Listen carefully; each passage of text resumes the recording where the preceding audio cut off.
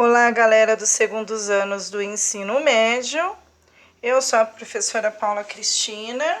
Estou aqui para falar um pouco sobre a avaliação de aprendizagem do primeiro bimestre de 2020. Para começarmos, nós temos dois textos que falam sobre Uber e referem-se às três primeiras questões. A primeira questão diz: os textos apresentam uma posição divergente em relação. Então, para isso, você precisa ler os dois textos para você comparar o que eles estão divergindo, o que são diferentes, opostos, as opiniões opostas. A questão 2. Qual é o público-alvo do texto 2? Então, vocês leram o texto e já identificaram o público-alvo. A questão 3. Além disso, está em destaque. O que é essa expressão em destaque? Qual é a finalidade dela no texto? Então, tem 5 alternativas. Vocês precisam voltar ao parágrafo onde está essa expressão para vocês conseguirem identificar o que ela quer dizer no texto. A questão número 4 e 5 refere-se a essa propaganda sobre a questão da conscientização sobre a prevenção e os cuidados com a tuberculose. Com o apoio de todos, vamos acabar com a tuberculose. Então, a gente já percebe logo de cara que nós temos aí sexos diferentes, idades também diferentes. E a questão número 4 diz: na informação do cartaz, pressupõe-se que. Então, temos 5 alternativas. Então, voltem ao cartaz para vocês conseguirem responder. A questão número 5 diz: a tuberculose tem cura se o tratamento for feito até o final. A conjunção C, que está em destaque, foi utilizada para exprimir ideia de que. Aí nós retomamos as nossas aulas na sala de aula sobre o uso dos conectivos. Voltem ao texto para vocês terem uma ideia geral do que o texto está pedindo. Questão número 6 refere-se a esse texto, Grandes Sertões Veredas, do livro. E a questão é: o trecho do romance Grande Sertão Veredas evidencia. Então, esse fragmento, esse pedaço de texto, evidencia o quê? A questão número 6, questão número 7, diz respeito à cidade, ao texto Cidade, que é um texto em forma de poesia, a qual nós temos a seguinte pergunta: o texto protesta contra as diferenças de classes sociais. Então, já está afirmando para você, a questão já está sendo afirmativa. O verso que reforça essa ideia, ou seja, se existe um argumento para corroborar, para fomentar essas diferenças sociais, qual é esse verso? Depois, para responder a 8 e a 9, vocês precisam ler o texto do Emicida, questão número 8. O texto tem como público-alvo os. Então, a gente já tem uma dica aí, que está no plural. Então, qual é o público-alvo do texto? A questão número 9 está falando sobre repetição. Então, nós temos aí os versos destacados que repetem aí na música.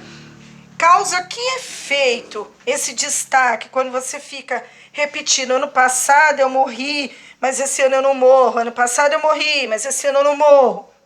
Ano passado eu morri, mas esse ano eu não morro. Então, o que isso causa quando você lê? O que ele quis dizer com essa repetição? A questão 10 e 11 refere-se a esse texto: quem sou eu que espero tanto? Então, nós temos aí, no poema, o eu lírico. Lembrando que no poema nós não temos narrador, nós chamamos de eu lírico. Então, o que acontece? Quem que é esse eu lírico? O que ele sente? Como ele se reconhece nesse texto? Quem é ele? O que ele faz? Qual é a ideia central desse texto, para que você entenda a questão número 10. A 11 no poema a expressão quedo no meu canto foi usada para quê? Então, de acordo com a explicação da 10, você consegue responder a 11. Tudo isso que eu acabei de falar. Então, voltem ao poema para que vocês possam conseguir responder essa questão com calma. A questão 12, ela é bem interessante porque nós estamos trabalhando a menina que roubava livros. E nós temos aí o campo de concentração, que retoma aí o nosso trabalho em sala de aula. E nós temos o texto 2, como título, trabalhar demais virou símbolo de status. Vocês precisam prestar atenção no texto 1, na imagem, e no texto 2 também para poder responder a questão número 12, que tem como pergunta: ao comparar os textos 1 e 2, reconhece-se que... Então, eu li o texto 2, eu li o texto 1, porque mesmo a imagem a gente tem um discurso, né, histórica, uma imagem histórica. Então, reconhece-se que... Então, prestem bastante atenção para reconhecer a alternativa correta. A questão número 13 refere-se aí ao texto Perfume de Flor e os Perfumes da Terra. E a questão que nos pede é essa. Os dois textos abordam. Então, olha, eles falam do quê? Aí nós temos convergência. Nós tivemos uma alternativa, uma questão falando de divergência. Aqui nós temos convergência. A questão número 14 fala sobre Os Sertões, de Euclides da Cunha também, um livro famoso. E nós temos aí, ó, o texto Os Sertões, de Euclides da Cunha, compara o sertanejo da região Nordeste com o gaúcho dos Pampas.